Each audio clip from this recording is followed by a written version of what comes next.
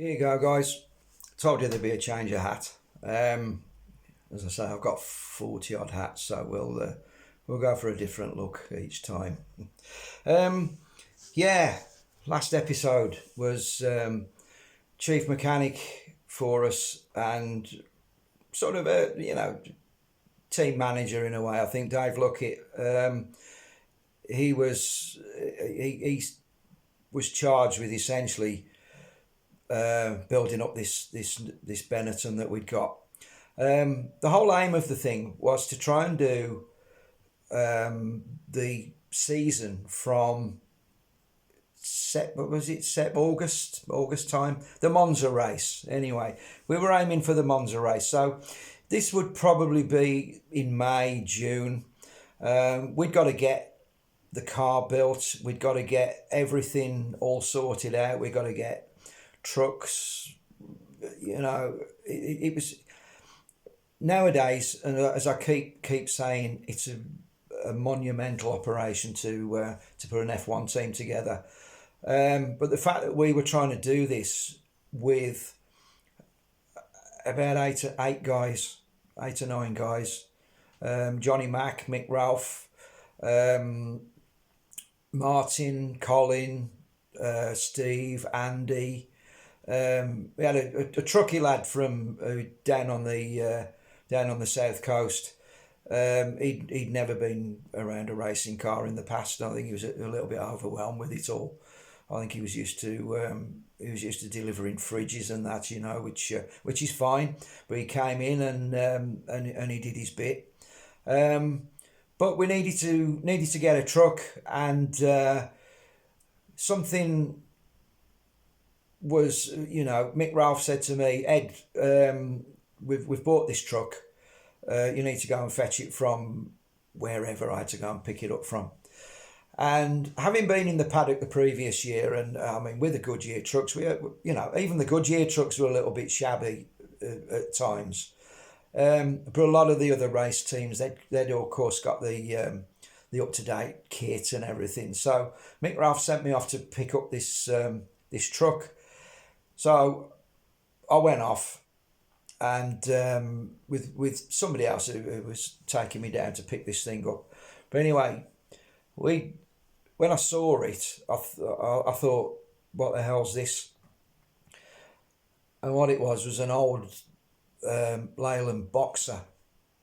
It was like I don't know, it was a 22-ton truck, single axle thing, rigid body, left-hand drive, and it was a piece of junk. And I thought, this ain't going to be let in the paddock. I thought, this is Bernie is going to have a fit when he sees this. But Johnny Mack is a big pal of Bernie's, and I think to this day they work together. John runs a lot of stuff for Bernie down at Biggin Hill and things like that. But so anyway, he'd have got it in there. But I don't think Bernie would have been too happy with seeing this truck. Anyway, it was what it was. It was what we'd got. So eventually, I brought this thing back, and we took it to the paint shop because we got a sponsor coming in, which was an Italian company called Trussardi. And I think they were sort of like a fashion house on a smaller scale to Benetton and things like that. But yeah, they were coming in, and so we got the car. We got a full car, and we got a spare chassis. When I say a spare chassis, it was a bare tub, and that came in. So everything got painted up. And Dave Luckett and the guys set about rebuilding all of the car in all its different components and that.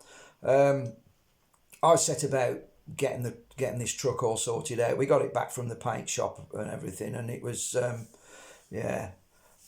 I just smile even thinking about the thing. Actually, it was it wouldn't have been out of place on a bread round, but everything was going on as if we were going to head off to Monza for the first race. The driver that we got was going to be Emanuele Pirro. Oh, I forget one of the team members, and I shouldn't. Carlos Nunez, forgive me, my friend. We had some good times after. We'll come back onto that. I'd forgotten about you, Carlos. So Carlos and all the lads were putting the car together, and the driver, as I say, was going to be Emanuele Pirro, and we got him over for a seat fitting and everything. You know, he was like a kid in a sweet shop when he sort of sat in this F1 car, because you got to remember the car had won in Mexico the year before, so we were playing with a real life car, and it had got a chance of doing okay, provided we could get it to the track, and we were having trouble getting bits and pieces for it. We're getting spares, everything like that. But also one of the issues was getting an ECU, which is the electronic control unit, from BMW for the engine, because what had happened was there were two sort of different championships in F1 in '87. There was the ones for all the turbo runners, the top teams, the McLarens, the Ferraris, Williams, everybody like that. But then it had been split up into what was also the Jim Clark Cup, which was the normally aspirated cars, the 3.5 litres or the 3 litre DFVs or whatever they were. But one or two of the teams, notably like Ken Tyrrell and Jackie Oliver at Arrows, were upset that we were coming in part of the way through the season with a potent package. And so, as is the thing with F1, normally it got protested. So we weren't actually able to. We thought we were going off to Monza to do the first race, and then the next thing you know, we're not going to Monza.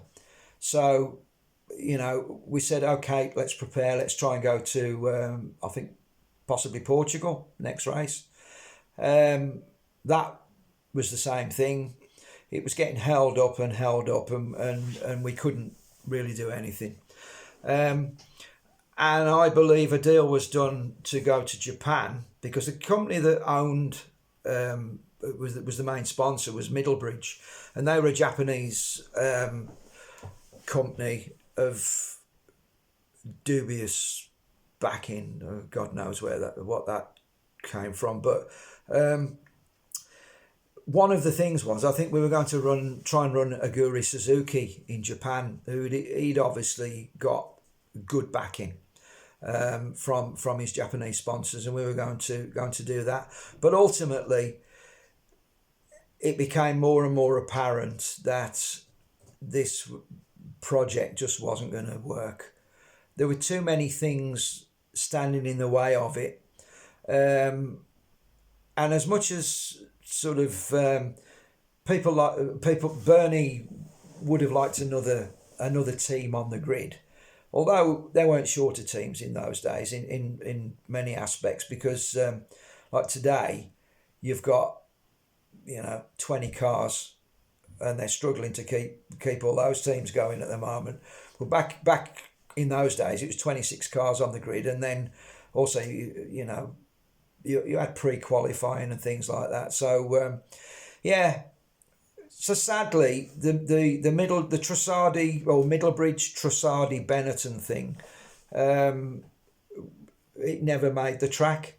We couldn't get we could never fire the engine up.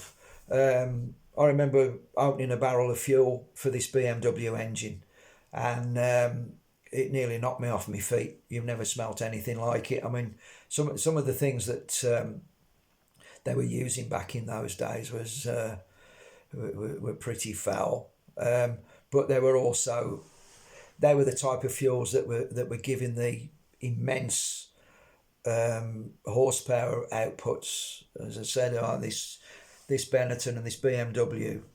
They were who were running them now. I think in the Brabham, the Benetton.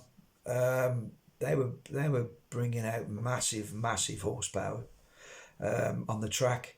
So there you go. So my F1 career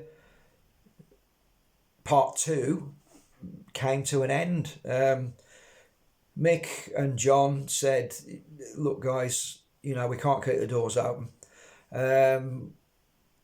We all shook hands, said our goodbyes, and said, "See you at the next one."